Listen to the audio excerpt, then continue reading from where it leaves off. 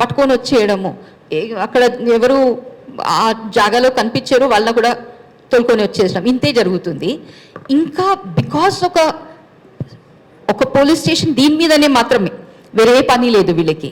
వాళ్ళు సమగ్రమైన ఇన్వెస్టిగేషన్ చేస్తారు.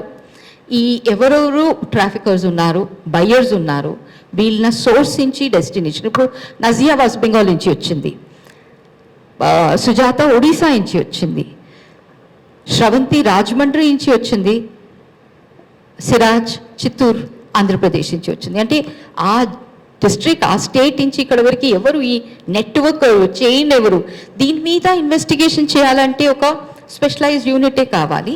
అది జరుగుతుంది అని మా నమ్మకం. Okay, so definitely it will be a lot of struggle to ensure the police does this. అంటే మా లెటర్స్ తోటి 10 years తోటి ఇదే మాట మేము అడిగినాం, చేయలేదు. ఇప్పుడు సుప్రీంకోర్టు దండా కొట్టింది అంటే చేస్తారు అని మేము నమ్ముతున్నాము. బట్ తిరగాలి మనం వెనక వాళ్ళది. Avinash please. Ali. Congratulations, first of all, 22 years of long fight and finally you win.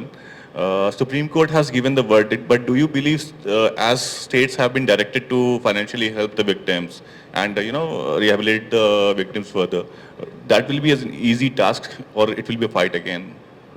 It will not be an easy task, Avinash, because if this was a priority for them, we didn't have to struggle for 22 years, and it will be another Herculean task for us to go to each state and convince them that this is necessary.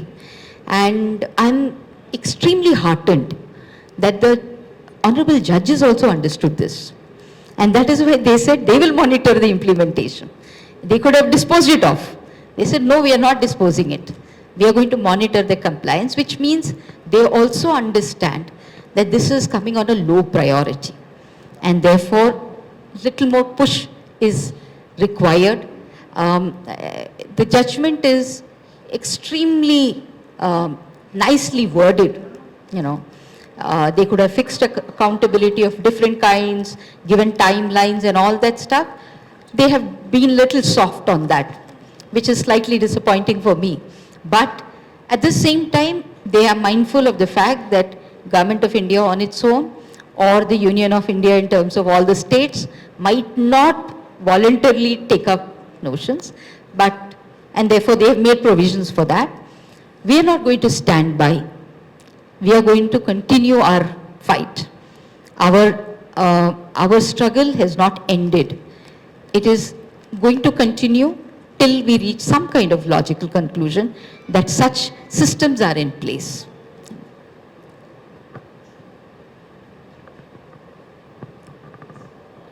Can Mike please?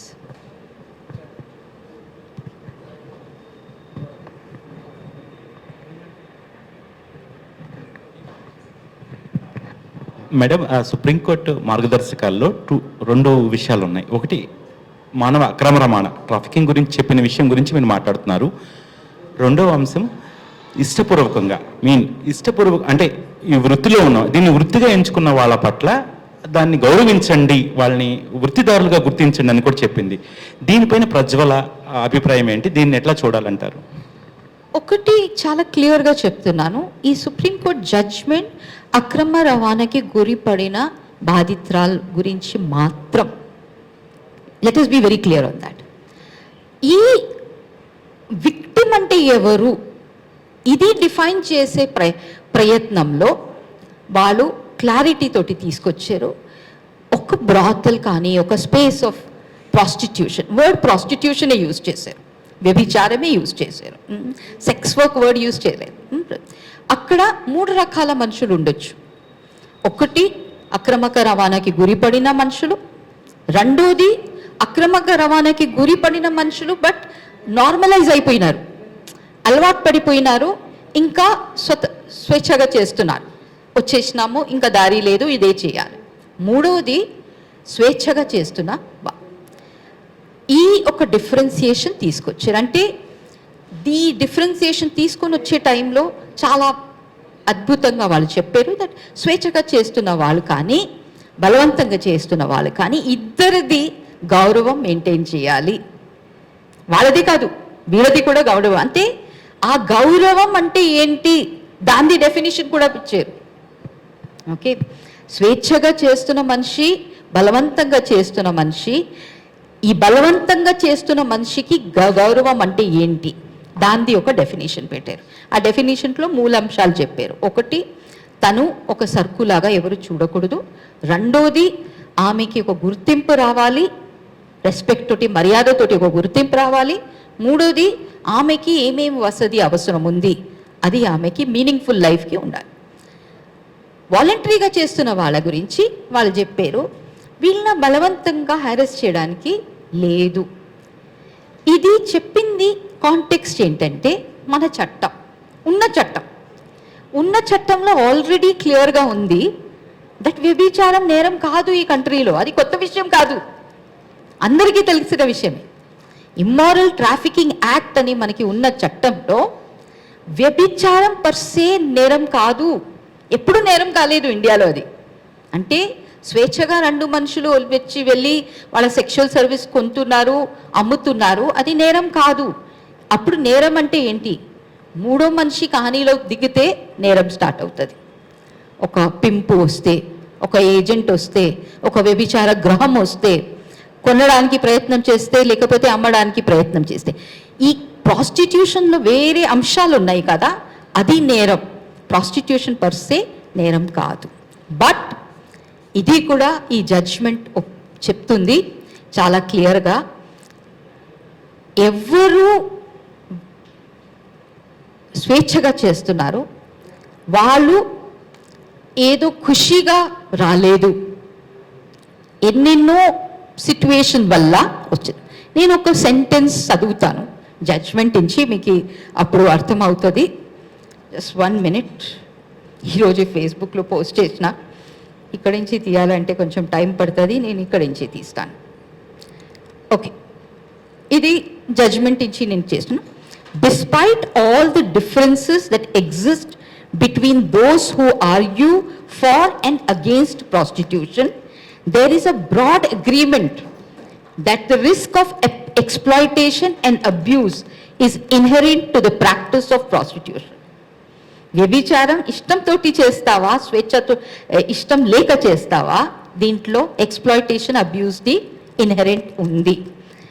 And that vulnerability and violation of right characterizes the conditions in which prostitution occurs. ఇది accept చేస్తున్నారు. So దీనికి దారి ఏం చెప్పారు? Okay, first వాళ్ళు చెప్పారు police ఎలాగా identify చేస్తుంది, వీళ్ళు స్వేచ్ఛగా వచ్చారు, వీళ్ళు బలవంతంగా, అందరూ ఒకేలాగా కనిపిస్తారు. మా అనుభవం ఏంటంటే, ఇది కూడా మేము సుప్రీంకోర్టుకి తెలియజేసినాం. ఏదన్నా ఒక బ్రాతుల్లో మేము రెస్క్యూ చేయడానికి వెళ్తే ఫస్ట్ అందరూ ఒకే డైలాగ్ చెప్తారండి, మేము ఇష్టంతో వచ్చినాం, మీకెందుకు ఇక్కడ, లేకపోతే ఇప్పుడే వచ్చినాం.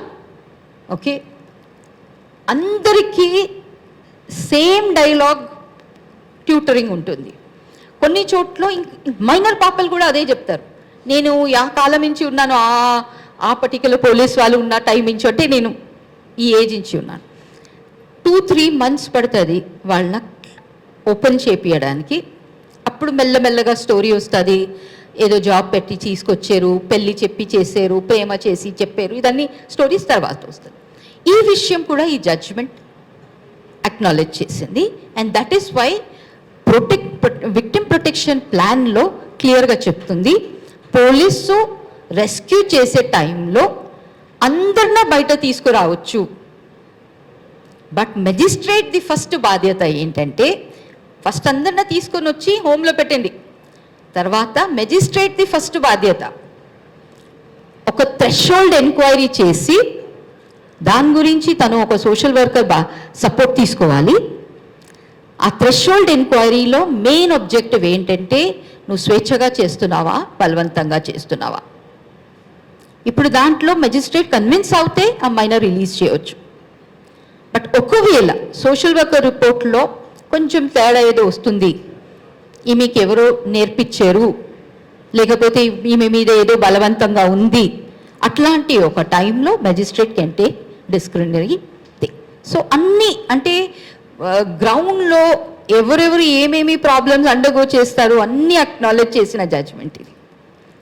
ఎందుకంటే పిఐఎల్ పెట్టింది ఒక గ్రాస్ రూట్ ఆర్గనైజేషన్, మేము చేస్తున్నది, మాకు కూడా తెలుసు ఏమేమి ప్రాబ్లం ఉంది. స్వేచ్ఛగా వస్తున్న ఆడవాళ్ళు ఉన్నారు, మాకు కూడా తెలుసు. వీళ్ళ ఎలాగ డిఫరెన్షియేట్ చేయాలి, దానికి కూడా మెథడ్ ఈ విక్టిమ్ ప్రొటెక్షన్.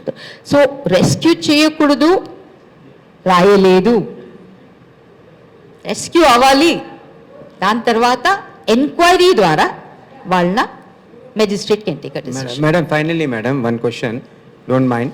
అయితే ఇప్పుడు ఇది once the government will start implementation చేసినప్పుడు గవర్నమెంట్కి it will feel the pinch of the pain of giving money, అందరికీ కాంపన్సేషన్ డబ్బులు ఇవ్వాలా, జాబులు చూపించాలా, ఇది ఒక పెద్ద మళ్ళీ బడ్జెట్, సపరేట్ బడ్జెట్ అలొకేట్ చేయాలా.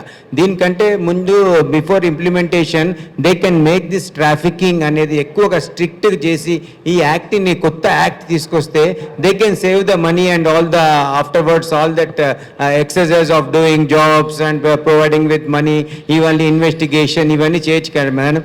దానికంటే ముందు ఈ ట్రాఫికింగ్ యాక్ట్ బాగా స్ట్రిక్ట్ చేయొచ్చు కదా మేడం వీళ్ళు, so that they need not do all that like its prevention is better than cure లాగా ఉంటుందని నా స్మాల్ అడ్వైజ్. డెఫినెట్లీ అండి, ఎంత ప్రివెన్షన్ చేస్తే కూడా ఉన్న వాళ్ళు ఇప్పుడే మీకు నేను ఈ పిఐఎల్ స్టార్ట్ చేసిన టైంలో గవర్నమెంట్ ఆఫ్ ఇండియా అఫిడవిట్లో